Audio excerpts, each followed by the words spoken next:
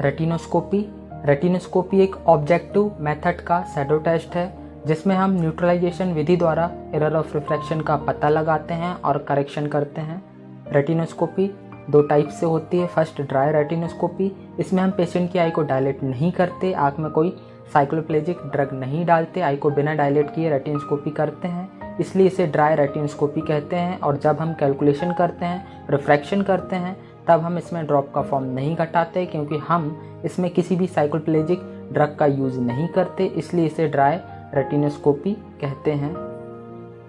Second, wait retinoscopy, इसमें हम आँख के अंदर की पिupil को डायलेट करते हैं साइक्लोप्लेजिक ड्रग द्वारा और तब फिर रेटिनोस्कोपी परफॉर्म करते हैं और ग्लो को न्यूट्रल करते हैं। इसमें साइक्लोप्लेजिक ड्रग का यूज़ करते हैं, पिupil को डायलेट करते हैं, इसलिए इसे वेट रेटिनोस्कोपी कहते हैं।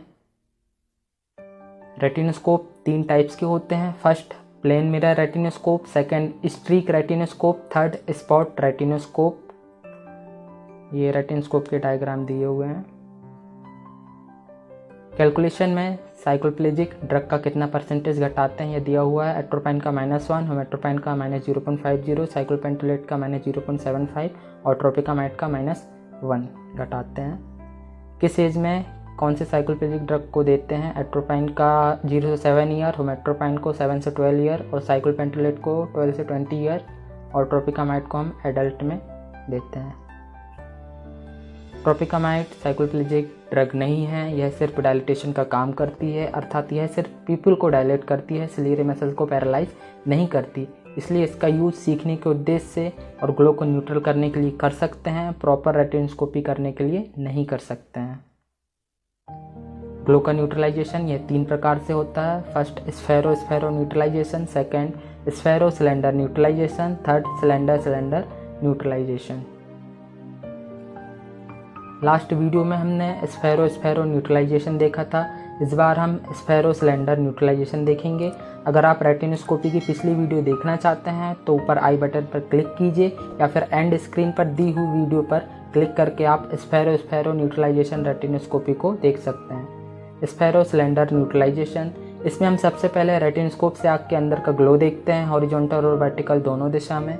रेटिनोस्कोप से देखने पर ग्लो का मूवमेंट या तो विथ होगा, मतलब पेशेंट हाइपरमेट्रोपिक होगा, तब हम इस ग्लो को प्लस वाले लेंस कॉन्वेक्स लेंस से न्यूट्रल करेंगे। और इसी तरह अगर ग्लो अपोजिट मूव होगा तब पेशेंट मायोपिक होगा और तब हम ग्लो को माइनस वाले लेंस से अर्थात कॉनकेव लेंस से न्यूट्रल करेंगे। और जब ग्लो का मूवमेंट ऑब्लिक तिरछा दिखाई दे जिस भी एक्सिस में, तब हम अपने रेटिनोस्कोप की लाइट बीम की स्लाइड को उसी एक्सिस पर घुमाते हैं और ग्लो को सिलेंड्रिकल पावर से उसी एक्सिस पर न्यूट्रल करते हैं। इस न्यूट्रलाइजेशन में जिस भी दिशा के ग्लो का मूवमेंट फास्ट होता है उसको हम सबसे पहले स्फेरिकल पावर से न्यूट्रल करते हैं और जब वह न्यूट्रल हो जाए तब हम अपोजिट साइड को सिलेंडर पावर से न्यूट्रल करते हैं। कैलकुलेशन या एक्सेप्टेशन के समय जो स्फेरिकल पावर होता है सिर्फ उसमें ही हम वर्किंग डिस्टेंस को घटाते हैं अलजेब्रिकली मेथड द्वारा, और जो सिलेंडर पावर होता है वह जिस भी एक्सिस में लगा हो और जिस भी पावर से ग्लो न्यूट्रल हुआ हो वह जैसा है वैसा ही रहता है, उसमें कोई वर्किंग डिस्टेंस नहीं घटाते हैं। रेटिनोस्कोपी हम जितने मीटर की डिस्टेंस से करते हैं कैलकुलेशन में हम उतना ही उसके अकॉर्डिंग अपनी वर्किंग डिस्टेंस को घटाते हैं। जैसे अगर हमारी वर्किंग डिस्टेंस 1 मीटर रही तब हम कैलकुलेशन में -1 घटाते हैं, और अगर वर्किंग डिस्टेंस 0.50 मीटर रही तब हम कैलकुलेशन में -2 घटाते हैं, और यदि वर्किंग डिस्टेंस 2 मीटर रही तब हम कैलकुलेशन में -1.50 घटाते हैं। कैलकुलेशन में किसी में कम किसी में ज़्यादा वर्किंग डिस्टेंस को क्यों घटाते हैं? ऐसा इसलिए होता है क्योंकि जो रेस 1 मीटर की डिस्टेंस से आई में फोकस होती है वह सीधे रेटिना पर फोकस होती है, और जैसे ही हम डिस्टेंस को आगे पीछे करते हैं तब जो रेज है वो रेटिना के पहले या बाद में फोकस होती है, इसलिए हम कैलकुलेशन में और प्रॉपर रेटिनोस्कोपी करने में इस तरह से डिस्टेंस को घटाते हैं। रेटिनोस्कोपी कितने मीटर की डिस्टेंस से करते हैं और कैलकुलेशन में कितना घटाते हैं ये दिया हुआ है। 1 मीटर में -1 घटाते हैं, 0.50 मीटर में -2 घटाते हैं और 2 मीटर में -1.50 घटाते हैं।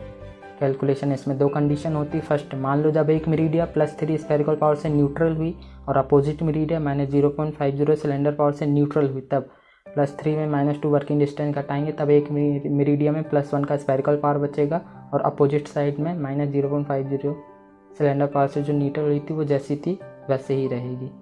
अर्थात इसमें हम सिर्फ स्फेरिकल पावर में अपनी वर्किंग डिस्टेंस को घटाते हैं। सिलेंड्रिकल पावर जैसा है, जिस भी पावर और एक्सिस का है वो वैसा ही रहेगा, इसमें हम अपनी वर्किंग डिस्टेंस नहीं घटाते हैं। अर्थात इस कंडीशन में +1 का स्फेरिकल पावर और -0.50 का सिलेंडर पावर 90 डिग्री पर लगेगा। फाइनल पावर -1 से -0.50 90 डिग्री।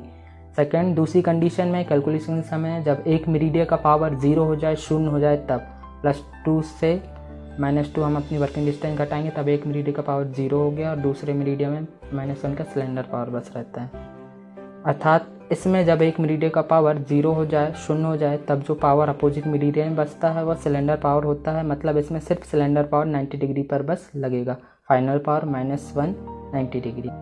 जिस भी दिशा मेरिडिया में ग्लो का मूवमेंट फास्ट होता है उसे हम सबसे पहले स्फेरिकल पावर से न्यूट्रल करते हैं और दूसरी मेरिडिया को सिलेंड्रिकल पावर से न्यूट्रल करते हैं। और देखा गया है कि अगर पेशेंट हाइपरमेट्रोप हो तब उसको प्लस का सिलेंड्रिकल पावर 180 डिग्री पर या इसके आसपास की एक्सिस पर लगता है, और इसी तरह अगर पेशेंट मायोपिक हो तब उसे माइनस का सिलेंडर 90 डिग्री पर या फिर इसके आसपास के एक्सिस पर लगता है, और इसी दिशा में ग्लो न्यूट्रल होता है। अगर आप ऑप्थेल्मोलॉजी को और अधिक हिंदी में जानना और पढ़ना चाहते हैं तो ऑप्थेल्मिक असिस्टेंट नोट्स इन हिंदी बुक को ऑनलाइन फ्लिपकार्ट, अमेजॉन, शॉपक्लूज और ब्लू रोज बुक स्टोर से आज ही ऑर्डर करें, मंगवाएं, खरीदें और अपने ऑप्थेल्मोलॉजी नॉलेज को बढ़ाएं। और अगर आपको हमारी ये वीडियो अच्छी लगी तो प्लीज़ लाइक, सब्सक्राइब, शेयर और कमेंट ज़रूर करें। Thank you so much.